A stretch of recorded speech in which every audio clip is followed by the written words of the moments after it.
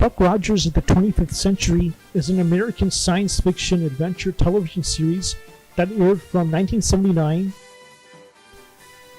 The series was based on an old sci-fi series of the same name dating back to 1928 and served somewhat as a reboot. Also, the backstory starts in 1987. NASA launches its deep space probe called Ranger 3, and in a freak accident, Ranger 3 and his pilot, William Buck Rogers, are blown out of their rocket and into orbit, which freezes his life support system and returns him 500 years later in Earth. The pilot episode was a two-part film. The inner city was now known as New Chicago, as human civilization spread across the planet and to the stars. Also, travel between the stars was accomplished with the use of stargates. Buck has a romantic interest in Colonel Wilma, as well as aided by Twiki, a small android that acts as a sidekick to Rogers throughout the series. Here I will go through briefly some of the episodes in the series. Cosmic Whiz Kid has child guest star Gary Coleman from Different Strokes, a popular sitcom from the 80s. Buck is forced away from a vacation trip by Lieutenant Crichton, who is a bodyguard of a 493-year-old child super genius known as Helios Fox, the president of the planet Genesia. Now the boy has been kidnapped for ransom by a political renegade, Roderick Zale, who holds Fox captive on Aldebaran. Buck must dodge elaborate security fields and a superhuman assassin. Ace Vampire, actually one of my favorite episodes in the series. Buck and Wilma arrive at Theta Station to have Twiki serviced, but soon a freighter collides with the base. The freighter's crew are all found in a strange state that is somewhere between life and death. Then Station Commander puts the base under quarantine. Afterwards, Wilma feels a cold, evil presence stalking her, and several station crew begin turning up half dead. Buck finds a video from the ship that recorded a man confronting an unseen attacker called a Vervon.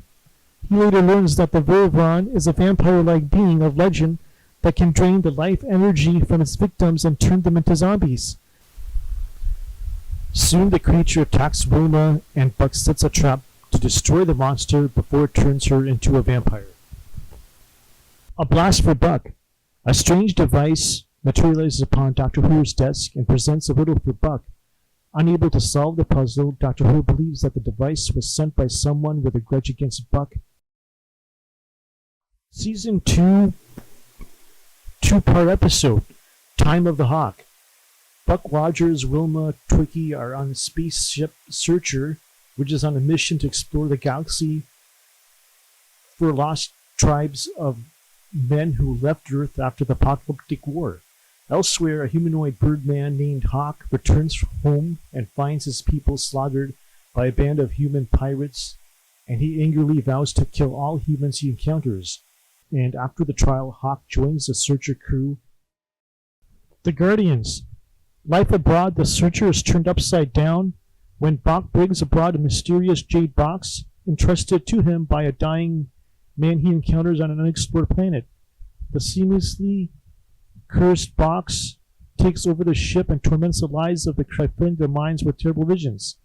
Conflicts arise as Buck stops them, believing it's leading them to its new keeper, the Guardian, an unknown dying man who Buck must fulfill his promise to.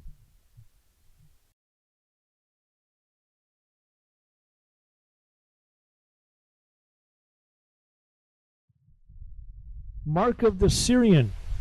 While suffering from an alien fever, Buck insists that a visiting ambassador and his entourage are really reptilian beings in human guise, but only he can see through their illusion.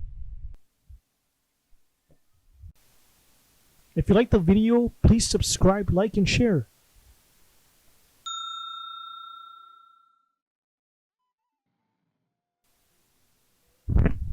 After venturing the planet Arcadius for a lost human colony, Buck finds a boy and his mother, the few remaining colonists, and soon learns the family is being tormented by a satyr.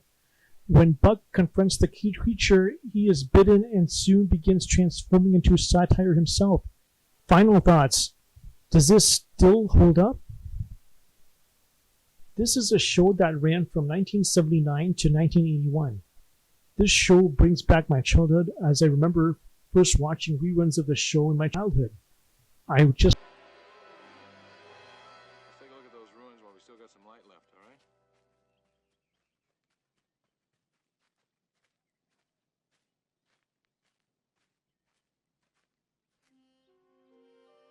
wanted to point out that on the chest of Twiki was Dr. Theopolis, a dish-shaped scientist